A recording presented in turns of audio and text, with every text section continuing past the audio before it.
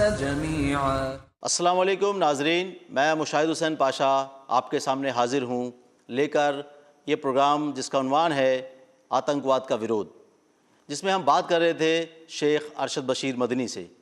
آج ہمارے ساتھ پھر اسٹوڈیو میں موجود ہیں مدنی صاحب، آئیے بات کرتے ہیں۔ السلام علیکم۔ وعلیکم السلام ورحمۃ مدنی صاحب، اسٹوڈیو میں آپ کا تہہ دل سے استقبال ہے، خیر مقدم ہے۔ جزاک اللہ۔ دراصل آپ نے پچھلے اپنے کئی ایپیسوڈ میں اس بات کا ذکر کیا ہے، جو لوگ یہ کہتے ہیں کہ اسلام اور قرآن آتنکواد کی تعلیم دیتے ہیں، وہ لوگ قرآن کی آیتوں کو آؤٹ آف کانٹیکسٹ پیش کرتے ہیں۔ میرا کہنے کا مطلب یہ ہے کہ کیا کوئی دلیل دے کر آپ یہ سمجھا سکتے ہیں کہ یہ کہاں تک صحیح ہے؟ دیکھیے، ہندوستان میں بھی کتابیں لکھی گئی ہیں اسلام اور مسلمانوں کے خلاف۔ جیسے ایک کتاب مشہور ہوئی تھی انڈیا میں کہ قرآن مجید سے 24 آیتوں کو نکال دو، یا قرآن مجید کو بیان کر دو، نعوذ باللہ، یا قرآن مجید کی 24 آیتوں کو نکال دو، پھر اس کے بعد وہ 24 آیتیں نکال کر تم جو چھاپنا ہے چھاپ لو۔ تو جب ان سے پوچھا گیا کہ بھئی 24 آیتیں نکالنے کی بات کیوں کہہ رہے ہیں، تو وہ کہہ رہے اس کے اندر دیکھو، اس کے اندر مشرکوں کے مارنے کا حکم آیا ہے۔ تو ہم ان سے کہتے ہیں کہ آپ آؤٹ آف کانٹیکسٹ پڑھ رہے ہیں، وہاں پر ایک پرٹیکولر ظلم کرنے والے مشرکوں کی بات ہو رہی ہے، جی، پرٹیکولر ظلم کرنے والے مشرکوں کی بات ہو رہی ہے، جنہوں نے معاہدہ کیا تھا، معاہدہ توڑ دیا، پھر اس کے بعد انہوں نے ظلم کیا، اتیاچار کیا، اور وہ ظالم بن چکے تھے۔ مکے کے اطراف میں وہ لوگ پائے جاتے تھے، وہاں پر بھی کئی قبیلے مشرک تھے جنہوں نے عہد و پیمان نہیں توڑا تھا، ان کے ساتھ تو لڑائی کی بات بھی نہیں کی گئی، بلکہ قرآن مجید میں جہاں کہیں پر بھی آپ غور کریں گے تو آؤٹ آف کانٹیکسٹ سیاق و سباق توڑ کر بتایا جاتا ہے۔ ایک مثال دے کر میں سمجھاتا ہوں۔ سورہ توبہ سورہ نمبر 9 کی آیت نمبر 5، یہ بہت زیادہ آؤٹ آف کانٹیکسٹ کوٹ کی جاتی ہے۔ 24 آیتوں میں سب سے زیادہ آؤٹ آف کانٹیکسٹ سیاق و سباق توڑ کر مروڑ کر جو معنی نکالنے کی کوشش کی جاتی ہے، وہ سورہ توبہ نمبر 9 کے آیت نمبر 5 میں یہ ہے کہ فَإِذَا انْسَلَخَ الْأَشْهُرُ الْحُرُمُ، کہ جب حرمت والے مہینے پار ہو جائیں تو ایسے وقت پر تم مشرکین کو قتل کر دو جہاں کہیں پر بھی تم پاؤ۔ تو دیکھو یہاں پر آ رہا ہے کہ اب جہاں کہیں پر بھی پاؤ تم قتل کر دو۔ تو ہم کہیں گے کہ آپ کم سے کم اس سے پہلے کی آیت یا اس سے بعد والی آیت پڑھ لو تو معنی سمجھ میں آ جائے گا۔ اس سے پہلے کی آیت میں بتایا جا رہا ہے، سورہ توبہ سورہ نمبر 9 کے آیت نمبر 4 پڑھ لیں گے تو بھی معنی سمجھ میں آ جائے گا۔ فَأَتِمُّوا إِلَيْهِمْ عَهْدَهُمْ إِلَى مُدَّتِهِمْ، کہ جن لوگوں نے تم سے عہد و پیمان نہیں توڑے ہیں ان کے ساتھ معاہدہ پورا کرو، ان کے ساتھ عہد پورے کرو، ان کے ساتھ جو ایگریمنٹس ہے پورے کرو۔ وہاں پر بھی تو مشرکین ہی تھے۔ بالکل۔ تو جو مشرکین یہاں پر معاہدہ توڑ رہے ہیں، ایک پرٹیکولر مشرکین، پرٹیکولر ریجن کی بات ہو رہی ہے۔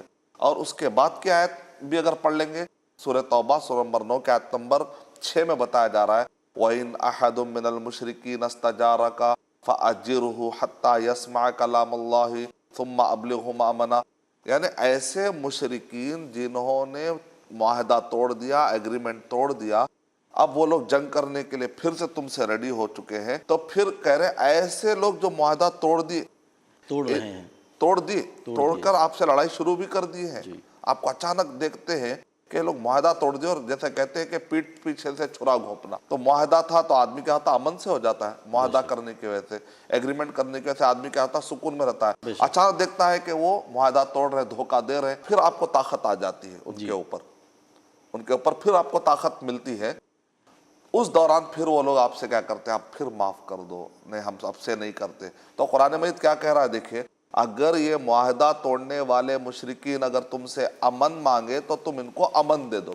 اچھا، الحمدللہ، یعنی کہ معاہدہ توڑنے والے مشرکین بھی اگر تم سے امن مانگے تو تم ان کو امن دینا ہے۔ کون سا ایسا ریلیجن ہے، کون سا ایسا کانسٹیٹیوشن ہے جو اتنے زیادہ امن کی بات کرتا ہے؟ وَإِنْ أَحَدٌ مِّنَ الْمُشْرِكِينَ اسْتَجَارَكَ فَأَجِرْهُ حَتَّى يَسْمَعَ كَلَامَ اللَّهِ، یہاں تک کہ وہ قرآن مجید کو سن لے۔ ہو سکتا ہے کہ اب اسلام قبول کر لے، کیونکہ اسلام اتنے موقع کیوں دیتا ہے بار بار، کیونکہ اسلام مار کر جہنم میں پھینکنے کے لیے نہیں آیا۔ محمد صلی اللہ علیہ وسلم سب کو مار کر جہنم میں پھینکنے کے لیے اگر آتے تو فتح مکہ کے موقع پر نبی اکرم صلی اللہ علیہ وسلم کسی بھی کافر کو نہیں چھوڑتے تھے، بالکل نہیں چھوڑتے۔ آپ نے کہا کہ جاؤ تم سب آزاد ہو۔ اگر مشرکین کو مار دینا اگر آپ یہ کہیں گے تو پھر نبی صلی اللہ علیہ وسلم فتح مکہ کے موقع پر کبھی بھی اعلان نہیں کرتے تھے۔ اگر کوئی کہے نہیں یہ تو آیت 9 ہجری کی ہے تو ہم کہیں گے 10 ہجری میں پھر نجران کے ساتھ نبی اکرم صلی اللہ علیہ وسلم نے معاہدہ کیا، جو یمن اور سعودی عرب کے درمیان نجران کا ایریا ہے وہاں پر عیسائی رہتے تھے، انہوں نے آ کر کہا اللہ کے نبی صلی اللہ علیہ وسلم آپ سے معاہدہ کر کے رہنا چاہ رہے ہیں، تو ظاہر بات ہے وہ غیر مسلم تھے، تو نبی اکرم صلی اللہ علیہ وسلم نے ان سے معاہدہ کیا۔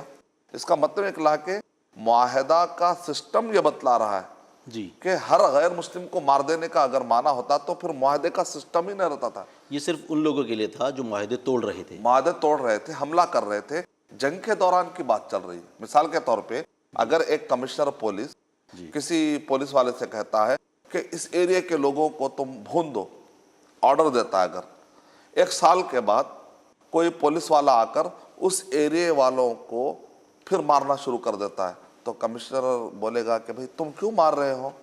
تو وہ بولے گا آپ ہی نے کہا نا صاحب۔ تو کمشنر صاحب کہیں گے میں نے تجھ سے 1 سال پہلے کہا تھا، اب تھوڑے ہی کہا تھا میں نے، یہ ایریا دیکھتے ہی تو نے گولی مارنا شروع کر دی۔ یہ ایریا وہی ہے، یہ ایریا تو وہی ہے، لیکن وہ 1 سال پہلے کا کانٹیکسٹ تھا جس وقت پر یہ آتنکواد کا کچھ مرحلہ چل رہا تھا، تو میں نے یہاں پر گولی چلانے کے لیے کہی تھی تجھ سے۔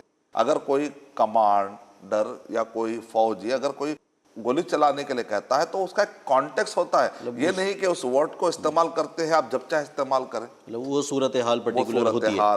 وہ صورتحال میں حکم دیا گیا تھا، اس کا ذکر ہو رہا ہے قرآن مجید میں، جو ذکر ہو رہا ہے اس کا ذکر اور کانٹیکس ذکر کیا جا رہا ہے کہ کن حالات میں وہ اتری تھی، تو اس وقت پر کیا ہوا تھا، اس وقت پر جنگی حالات چل رہے تھے، تو جنگ کے دوران ایک واقعہ پیش آیا تھا، تو اس وقت پر چونکہ وہ لوگ مارنے آ رہے تھے تو ڈیفنس کے طور پہ کہا تم بھی ان کو مارو۔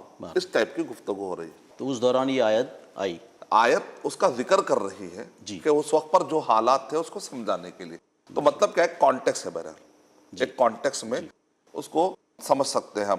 تو قرآن مجید کی ایسی بے شمار آیتیں، جیسے سورہ انفال سورہ نمبر 8 کے آیت نمبر 60 بھی بہت کوٹ کی جاتی ہے، جو فتنہ نامی فلم ہے، اور سورہ انفال کے اندر جو آیت ہے وَأَعِدُّوا لَهُم مَّا اسْتَطَعْتُم مِّن قُوَّةٍ وَمِن رِّبَاطِ الْخَيْلِ تُرْهِبُونَ بِهِ عَدُوَّ اللَّهِ، یعنی کہ عدو اللہ، اللہ کا دشمن۔ ترجمہ کیا کیا انہوں نے؟ کافر، یعنی ہر کافر کو مار دو۔ حالانکہ یہاں پر دشمنوں کی بات ہو رہی ہے، جی یہاں پر دشمنوں کی بات ہو رہی ہے، یہاں پر تم نے کافر ترجمہ کر دیا اپنی طرف سے۔ جو دشمن ہوتا ہے، کئی کافر معصوم ہو سکتے ہیں، ضروری نہیں کہ وہ آپ سے دشمن ہو، ضروری نہیں کہ وہ آپ سے جنگ کرے، ایک عام غیر مسلم معصوم ہو سکتا ہے۔ اچھا، اسی سے میرا ایک سوال ہے کہ کیا لفظ کافر قرآن میں اس کا کوئی ذکر ہے؟ سورہ کافرون کا ذکر ملتا ہے، سورہ مومنون کا قرآن مجید میں ذکر ہے، سورہ مومن سورہ نمبر 23 ہے، اور سورہ کافرون قل یا ایھا الکافرون، کہہ دو کہ اے کافروں، لا اعبد ما تعبدون، میں اس کی عبادت نہیں کرتا جس کی تم عبادت کرتے ہو، ولا انتم عابدون ما اعبد، اور تم اس کی عبادت نہیں کرتے جن کی میں عبادت کر رہا ہوں، ولا انا عابد ما عبدتم، اور میں عبادت کرنے والے نہیں جس کی تم عبادت کرنے والے ہو، ولا انتم عابدون ما اعبد، اور تم اس کی عبادت نہیں کرتے جس کی میں عبادت کرتا ہوں، لکم دینکم ولی دین، تمہارا دین تمہارے لیے، ہمارا دین ہمارے لیے۔ یعنی اسلام یہ کہہ رہا ہے کہ تم دنیاوی اعتبار سے دوستی رکھ سکتے ہو، لیکن دینی اعتبار سے کوئی کمپرومائز نہیں ہوگا، آپ اپنا دین فالو کرو، ہم اپنا دین فالو کریں گے۔ بہتر ہے۔ اس میں یہ کہا جا رہا ہے کہ آپ اپنے فنڈامنٹلز کو فالو کرنا چاہ رہے ہیں، آپ کو آزادی۔ ایک عام آدمی ایگریمنٹ کر کے، معاہدہ کر کے، مسلم اور غیر مسلم ایک سماج میں رہ سکتے ہیں۔ بے شک۔ جیسا کہ نبی صلی اللہ علیہ وسلم جب مدینہ طیبہ آئے تو آپ نے یہ نہیں کہا کہ آج سے یہاں پر یہودی نہیں رہنا، ہم سے مسلمان رہیں گے، غیر مسلم یہاں پر نہیں رہنا، تو آپ نے نہیں کہا کہ آپ اپنے ریلیجن پر رہو، ہم اپنے ریلیجن میں رہیں گے۔ دنیاوی اعتبار سے اگر کوئی مدینے پر حملہ کرے گا تو ہم سب مل کر ڈیفنس کریں گے، دنیاوی اعتبار سے ایک دوسرے کا ہم ساتھ دیں گے۔ تو اس طریقے سے امن کے ساتھ معاہدہ کر کے رہنے کی تعلیم کس نے دی؟ محمد صلی اللہ علیہ وسلم نے یہ تعلیم دی۔ خوشگوار زندگی گزارنے کی تمنا ہر دل میں ہوتی ہے، لیکن سب نہیں جانتے کیسے گزاری جاتی ہے خوشگوار زندگی۔ خوشگوار زندگی کے اصول جانیے شیخ رضا اللہ عبد الکریم مدنی سے۔ آج کی ٹینشن بھری زندگی میں اپنے آپ کو خوش رکھنے کے اسلامی اصول، ہر بدھ رات 8:30 بجے صرف i+ ٹی وی پر، بہتر زندگی کے لیے۔ علم و عمل جانیے شیخ عبد الرزاق جامعی سے۔ قرآن و سنت کے علم کی وہ روشنی جو آپ کو عمل کی منزل سے ہمکنار کرا دے، ہر بدھ دوپہر 3 بجے اور رات 9 بجے۔ सिर्फ i+ टीवी पर बेहतर जिंदगी के लिए।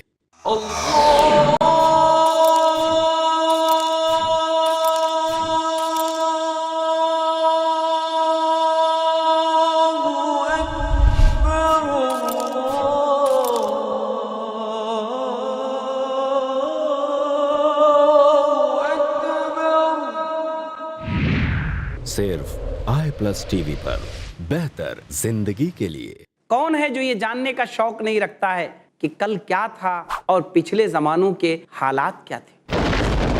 तारीख से हमको क्या मिलेगा, तारीख हमें क्या देगी और हमें तारीख को क्या देना होगा।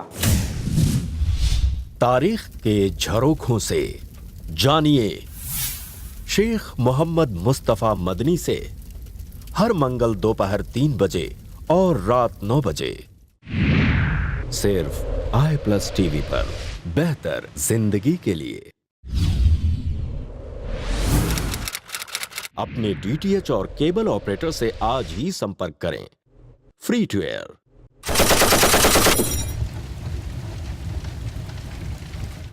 तो यहाँ पर बाद लोगों ने तर्जमा क्या कर दिया, मुशरिकिन का तर्जमा कर दिया उन्होंने, सारे हिंदुओं को मार दो। जबकि वहाँ हिंदू उस वक्त थे ही। कुरान मजीद में हिंदू का वर्ड कहाँ है? एक मरतबा भी कुरान मजीद में हिंदू का वर्ड आया ही नहीं। और हिंदू कहकर रिलीजन का वर्ड तो वेदों में भी नहीं आया जी।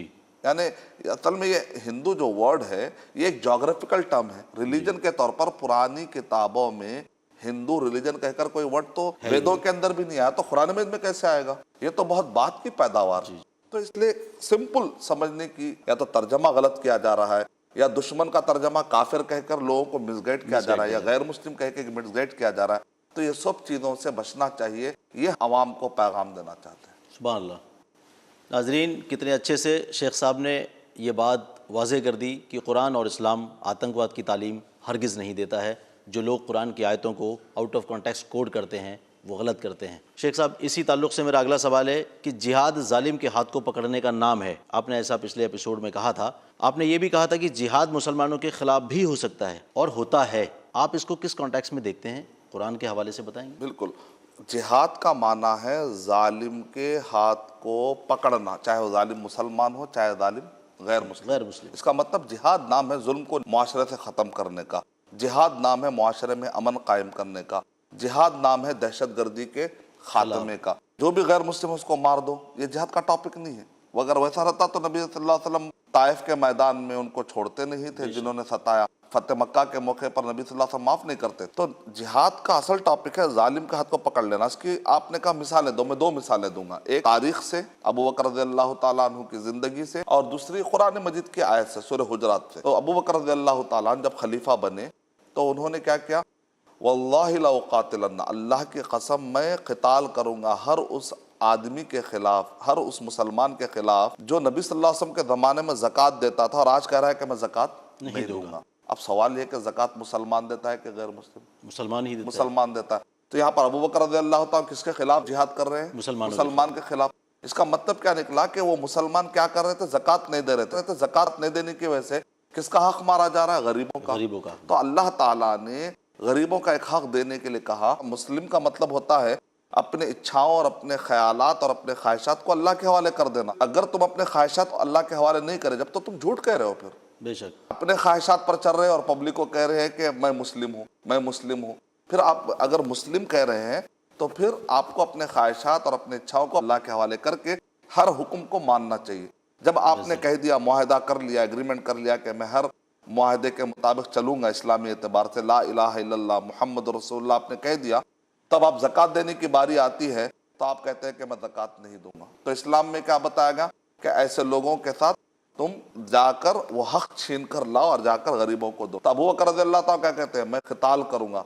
तो यहाँ पर ज़कात नहीं देने वाले मुसलमानों के खिलाफ भी जिहाद हो रहा है जी।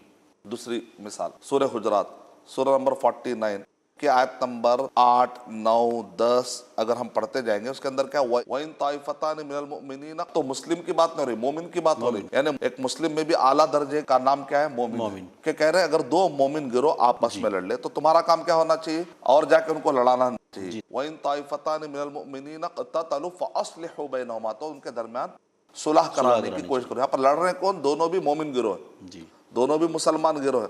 क्या कह रहे हैं कि दोनों को इस्लाह करो। फ़इम बगत इहदाहुमा अलल उखरा, अगर एक गिरोह दूसरे गिरोह पर जबरदस्ती करता है, तकलीफ देता है, बगावत करता है, चढ़ाई करता है, यानी कि नाहक जुल्म करने की कोशिश करता है, फ़इम बगत इहदाहुमा अलल उखरा फ़क़ातिलुल लती तबग़ी हत्ता तफ़िया इला अम्रिल्लाह, तो तुम सब मिलकर जो बगावत करने वाला मोमिन गिरोह है, कौन सा गिरोह है? मोमिन गिरोह। मोमिन गिरोह के खिलाफ तुम लड़ो, हत्ता तफ़िया इला अम्रिल्लाह, यहाँ तक कि उसको जबरदस्ती करके उसको हक की तरफ लेकर आओ, सच्चे रास्ते की तरफ वापस लेके आओ। अब वो भटक रहा है, गलत रास्ते पर जा रहा है, जुल्म कर रहा है, तो उसके जुल्म को खत्म करके तुम वापस हक की तरफ लेकर आओ। तो यहाँ पर पूरे मुसलमानों से कहा जा रहा है, मोमिनों से, कि तुम सब मिलकर किसको, वो बागी गिरोह जो ग्रुप बगावत में जा चुका है, उन सबको क्या करो, वापस हक की तरफ लेकर आओ, सच्चे रास्ते की तरफ लेकर आओ। तो यहाँ पर फोर्स का इस्तेमाल हो रहा है, जी, खिताल का वर्ड आया है, मोमिन का वर्ड आया है। इसका मतलब जिहाद जो मोमिन के खिलाफ भी होता है, मुस्लिम के खिलाफ भी होता है और गैर मुस्लिम के खिलाफ भी होता है। अगर कॉन्टेक्स्ट में देखा जाए तो इसका सीधा सीधा मतलब ये है, यानी कि जालिम के हाथ को पकड़ के उसके जुल्म से उसको रोक देना, ताकि वो जुल्म ना करे, ताकि मासूम बच जाए, चाहे वो जालिम मुसलमान हो। ये पॉइंट अच्छा समझ जाएंगे तो मसला ख़त्म हो जाए। अल्हम्दुलिल्लाह, कितने अच्छे तरीके से नाजरीन शेख साहब ने ये बात समझाई कि जिहाद के असल माने क्या है और किन हालात में जिहाद एक मुसलमान के खिलाफ भी होता है। शेख साहब, मेरा अगला सवाल है, जो आदमी कलमा नहीं पढ़ते उनको मार देना चाहिए, आप कैसे साबित करेंगे कि ये ख्याल गलत है? जैसा कि मैंने मिसाल दिया, इस्लाम में मुआहदे का सिस्टम है, मुआहदे का सिस्टम नहीं होता था। गैर मुस्लिमों के साथ नबी सल्लल्लाहु अलैहि वसल्लम ने यहूदियों के साथ मुआहदा किया, नबी अकरम सल्लल्लाहु अलैहि वसल्लम ने नजरान के ईसाइयों के साथ मुआहदा किया, एग्रीमेंट किया। कैसर के लोग किसरा के एरिया में नहीं रहते थे, किसरा के लोग कैसर के एरिया में नहीं रहते थे। यानी मतलब ये है कि उस जमाने में मिलकर एक दूसरे को बर्दाश्त करने की ताकत नहीं थी। लेकिन नबी अकरम सल्लल्लाहु अलैहि वसल्लम ने आकर कहा, डिफरेंस ऑफ ओपिनियन रहते हुए भी तुम एक जगह पर रह सकते हो। एक दूसरे की, किसी को रोटी पसंद है तो किसी को चावल पसंद है, तो इसका मतलब ये नहीं कि अब आज से रोटी और चावल वाले मिलकर नहीं रहते। डिफरेंस ऑफ ओपिनियन है, ख्यालात मुख्तलिफ हो सकते हैं। अब ये देखना पड़ेगा कि हम इख्तलाफात रखते हुए भी कैसे मिले। दीन के मसले में तो कॉम्प्रोमाइज नहीं होगा, लकुम दीनुकुम वलिय दीन, आपका दिन आपके लिए भाई, हमारा दिन हमारे लिए। लेकिन इसका मतलब क्या थोड़ी ये है कि अब हम लड़ लेंगे, दोनों मिलकर नहीं रहेंगे, नहीं। दुनियावी मैटर में, बहुत सारे मैटर्स में एक दूसरे ताल्लुकात रखे जा सकते हैं, एक दूसरे को गिफ्ट दिया जा सकता है, एक दूसरे के मुस्कुरा के देखा जा सकता है। एक आदमी के घर में किसी का इंतकाल हो तो आप तसल्ली देते हैं उसको। एक आदमी को कुछ बुरा हो गया, उसको कुछ तकलीफ हुई है, उसको कुछ ज़रूरत पड़ जाए तो आप कर्जा देते हैं। एक गैर मुस्लिम के साथ एक मुसलमान आपस में बिजनेस ट्रांजैक्शन कर सकते हैं। तो कुरान मजीद में अल्लाह ताला ने इरशाद फरमाया, सूरह मुम्तहिना सूरह नंबर 60 के आयत नंबर 7 और 8, 9 पढ़ते हैं। उसमें क्या, ला यनहाकुमुल्लाहु अनिल लदीना लम युकातिलूकुम फिद्दीन वलम युखरिजूकुम मिन दियारिकुम अन तबर्रुहुम व तुक़सितू इलैहिम इन्नल्लाहा युहिब्बुल मुक़सितीन।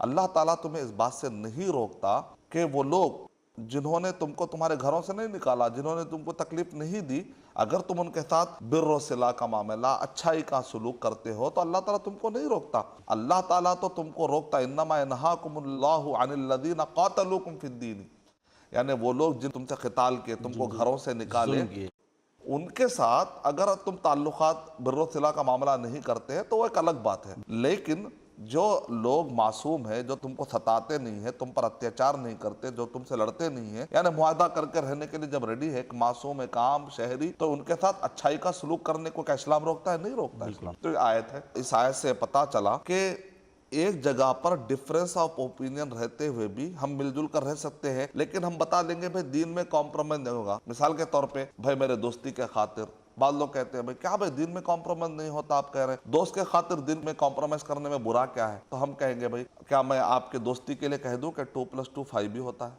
तो लोग मुझसे कहेंगे तुम बेवकूफ है। तो ये मैथमेटिक्स का एक फंडामेंटल फार्मूला है कि 2 + 2 5 नहीं होता, 2 + 2 4 ही होता है। 2 + 2 3 नहीं होता। आप 2 + 2 3, मैं गुस्से में आकर कहूँ 2 + 2 3 नहीं होता, 2 + 2 5 होता है, तो मैं कहूँगा ये कौन सा जवाब हुआ भाई? गोया कि आप ये कहना चाहते हैं कि वो अपने मजहब पर रहें और हम अपने मजहब, उनकी वजह से हम उनके मजहब की चीज़ें फॉलो ना करें और अपनी वजह से हम उनके मजहब को ना फॉलो करें, बस। तो दीन के मसले में कोई कॉम्प्रोमाइज नहीं होगा। लेकिन दुनियावी एतबार से ताल्लुकात रखे जा सकते हैं। अगर कोई जुल्म करता है तो मुस्लिम और गैर मुस्लिम दोनों मिलकर اس ظلم کرنے والے آدمی کے خلاف لڑ سکتے ہیں، تو اس طریقے سے ہم معصوموں کی حفاظت کر سکتے ہیں. تو یہ کتنا اچھا نظریہ ہے، ایک بیلنس ہے. ایک طرف سی تعلیم پائی جاتی ہے کہ دونوں کمپرومائز کر لو اور پورا گڈمٹ کر لو، دین ختم ہو. دوسری طرف خیسر و کسرا کے لوگ ایک دوسرے کو برداشت بھی نہیں کر رہے دنیاوی اعتبار سے بھی. نبی اکرم صلی اللہ علیہ وسلم نے درمیانی تعلیم دی. اسلام کیا ہے؟ اعتدال کا مذہب، امت وسط ہے، درمیانی راہ بتائی کہ جو انسان کے لیے پاسبل ہے چلنا. تو اس لحاظ سے ہم کہہ سکتے ہیں کہ ڈفرنس آف اوپینین تو اب آپ کہیں گے بھائی سٹی میں تو ڈفرنس آف اوپینین ہو سکتا ہے، کیا گھر کے اندر بھی ڈفرنس آف اوپینین ہو سکتا ہے؟ ہو سکتا ہے. سورہ لقمان سورہ نمبر 31 کے آیت نمبر 15 میں اللہ تعالیٰ ارشاد فرما رہے ہیں کہ ماں باپ اگر تمہارے اسلام قبول نہیں کیے اور وہ تم کو کہتے ہیں کہ تم شرک کرو، بچوں کو چاہیے کہ ماں باپ کی فرما برداری نہ کرے، اطاعت نہ کرے. اب گھر کے اندر ڈفرنس آف اوپینین آ گیا. دیکھیے ماں باپ کہہ رہے ہیں کہ شرک کرو، بچے کہہ رہے ہیں کہ ہم شرک نہیں کرتے. تو کیا ماں باپ کے خاطر شرک کر لیں گے؟ نہیں کریں گے، کیونکہ ہم کمپرومائز نہیں کر سکتے. لیکن اللہ تعالیٰ کیا کرے؟ چونکہ تمہارے ماں باپ شرک کرا رہے لہذا ان کے ساتھ بے عزتی کرو، ذلیل کرو؟ نہیں. وَصَاحِبْهُمَا فِي الدُّنْيَا مَعْرُوفًا، دنیاوی اعتبار سے ان کے ساتھ کیا کرو؟ اچھا سلوک کرو. تو اس سے پتا چلا کہ ایک جگہ پر مسلمان غیر مسلم تعلقات بنا کر رہ سکتے ہیں. شکریہ شیخ صاحب، وقت اجازت نہیں دے رہا ہے. ناظرین، کتنے اچھے طریقے سے شیخ صاحب نے اپنی بات کو رکھا، کتنے اچھے طریقے سے انہوں نے بتایا کہ مذہب اپنی جگہ پر ہے اور آپسی تعلقات اپنی جگہ پر ہیں. ایک مسلمان ہندو کے ساتھ، ایک ہندو مسلمان کے ساتھ آرام سے رہ سکتے ہیں، مذہب کے اعتبار سے نہیں. انہی تمام ایشوز پر بات کرنے کے لیے آگے بھی ہم کنٹینیو بنے رہیں گے اگلے اپنے ایپیسوڈ میں. تب تک کے لیے اجازت دیجیے. السلام علیکم. السلام علیکم ورحمۃ اللہ وبرکاتہ. من أجل ذلك كتبنا على بني إسرائيل أنه من قتل نفسا بغير نفس أو فساد في الأرض فكأنما